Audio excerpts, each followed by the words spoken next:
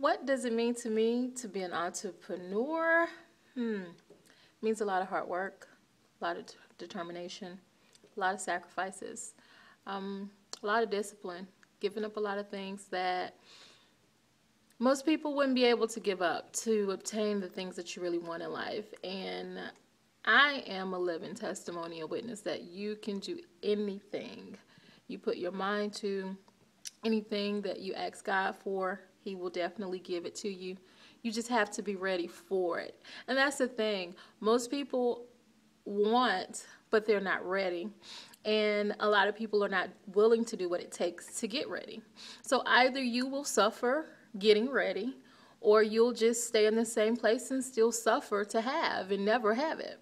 So once you really make up in your mind and you become very serious about what it is you really want, you write that down, you go for it, and there's nothing that can take that away from you, that can change your mind about it. There's nothing that you wouldn't give up to obtain whatever goal it is. So for me, and being a world-class owner, it was a dream that started out very small that I didn't even know I had in me, but I knew I wanted to be an owner of many businesses. And to now today sit in my own store, it's just the start of where this company is growing to. There are so many things we've done and so many things we have to do to get to where we're trying to go. But please know that this isn't the last of world-class hair. This is just the start of where we are and where we're growing to and where we're going to.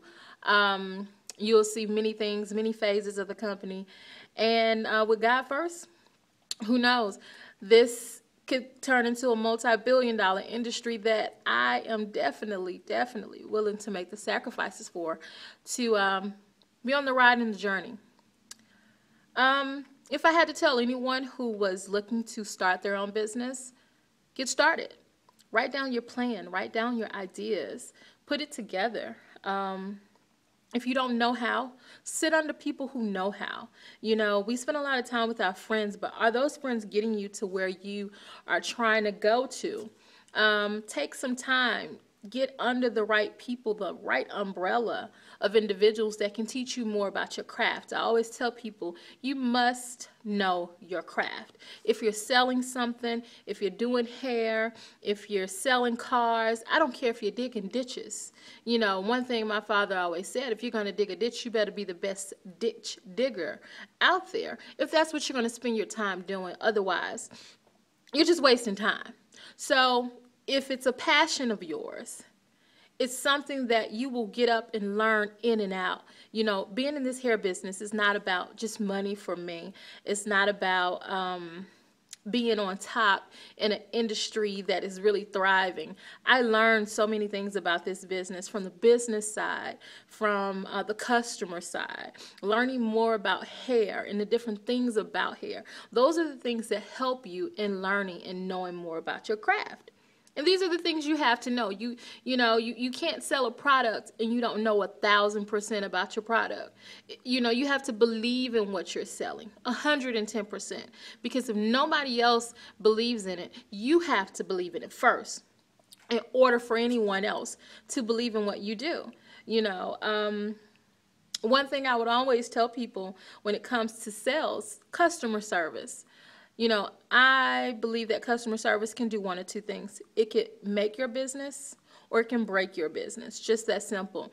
I don't care what issues you have. You deal with all different types of people, all different types of personalities. You have the picky customer. You have the finicky customer. You have the customer who, hey, they don't care how it comes. Just give it to them and give it to them at a good price. No matter what, you have to exemplify great customer service from A to Z. Any issues you have, you never let a troubled customer see you troubled. You always set the tone. And if that tone is always set to calm, collected, and you're ensuring that the customer is being taken care of, that's all any customer really wants to know. So I always feel like customer service, you know, on top of a great product that's been offered at a great price, you can't beat that. I mean, you can't even get that at Walmart. Hey, and look where they are today. So I say, when it comes to Marketing. You know, a lot of people ask me, how do you get out there? What do you do? Marketing is also key in a business. It's something that you have to do. You know, social media is very big. It's on the rise. It's definitely the most boomingest thing.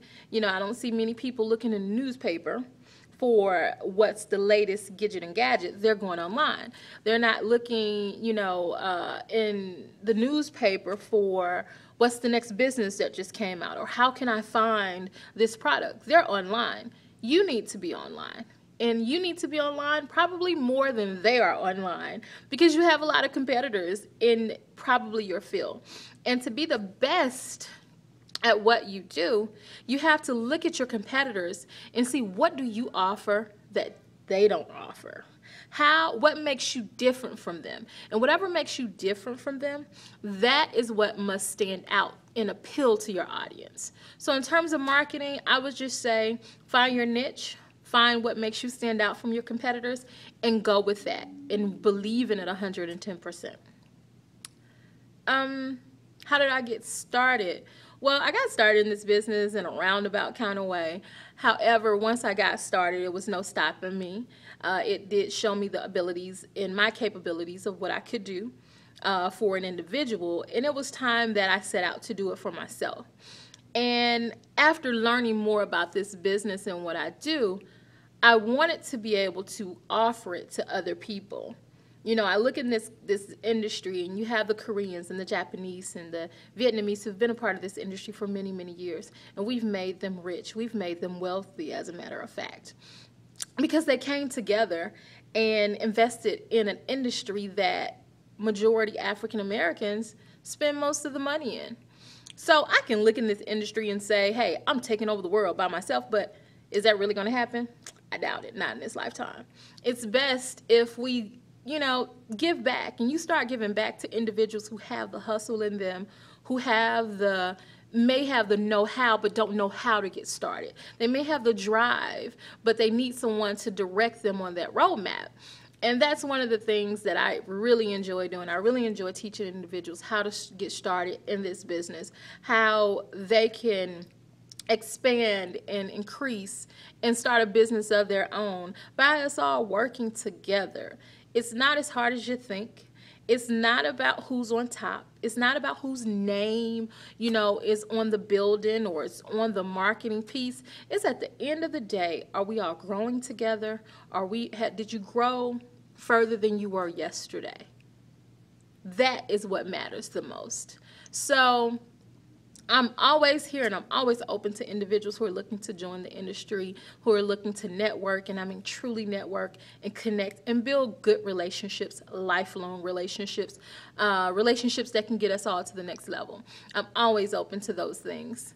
Someone always asks me, you know, how do you develop a good partnership? You know, partnership is different. You know, you have to look at your personality. You have to look at your strengths. You have to look at your weaknesses. And you have to be able to take on someone who can deal with you good times and bad times, because there'll be some attitudes. You know, you have to look at how people work and their work ethics. Those are the first things for me. It's work ethic for me. Someone with a bad work ethic, a lazy work ethic, an entitled work ethic, don't really work for me at all. I need someone who's willing to come to the table, do their part, run their course, be responsible. We're responsible as a team. It's not an I or you did or they did. It's a we did, and we stand behind whatever it is we have done, no matter who did it at the end of the day. It's not a let's point the finger of, yeah, I did this, so I get all the accolades. No, we do. Or I made this mistake, or you made that mistake. No, it's we made this mistake. So accountability and responsibility is a very big thing for me. I need someone who's very mature, who has an open mind, who's open to new things, who's open to evolving and growing, because we can't stay at the same place, and someone who knows when to stay in their lane, you know, and you have to know when to stay in your lane. I know what my weaknesses are, or I'm not going to necessarily say weaknesses, because I really don't have that many weaknesses when it comes to business, but I am going to say my things that I don't like to do. And in regards to the things that I don't like to do, for the people who enjoy doing it and it's their strength and they can do it with their eyes closed, hey, let them do it. Trust them to do it and let them do it. And that's what I truly believe in. Stand in my lane, you stand in yours, never being afraid to ask for help, never being afraid to ask, how can we come together and do something and make it easier for the team? Because at the end of the day, it's all for the team. So in terms of partnership, and you have to look at things from a personal perspective, because any partnership, it's like a marriage, you know. It's a long-term relationship. It takes a lot of commitment, personal and business. You know, a lot of people say it's just business, but no, business is always personal. You know what I mean? Especially from a business partner perspective. Because a lot of things about your life are going to change. Your money is going to change. Your finances, a lot of things about you personally are going to change because of that business, because of the person who got up every day and committed themselves and made things happen and, you know, strive the hardest to ensure that the team won. So business is always personal. You just have to make sure, on a personal note, that everyone is headed in the right direction, the same direction, for the good of the team. And that is where the meeting of the minds come into play, and that's where a lot of personal sacrifices come into play in regards to the longevity of your business, because life happens, and when life happens, you have to think about how does that affect your business. So that's my piece on that. You know, myself and a lot of other people have a lot of different perspectives on business and partnerships, but hey, I say you keep it respectful, you remain loyal, always be humble, always be honest. Any team, and I mean any team, can work and always have good communication at the beginning and the end of that. So any team can work if you have those things. Again, all the same components of a marriage.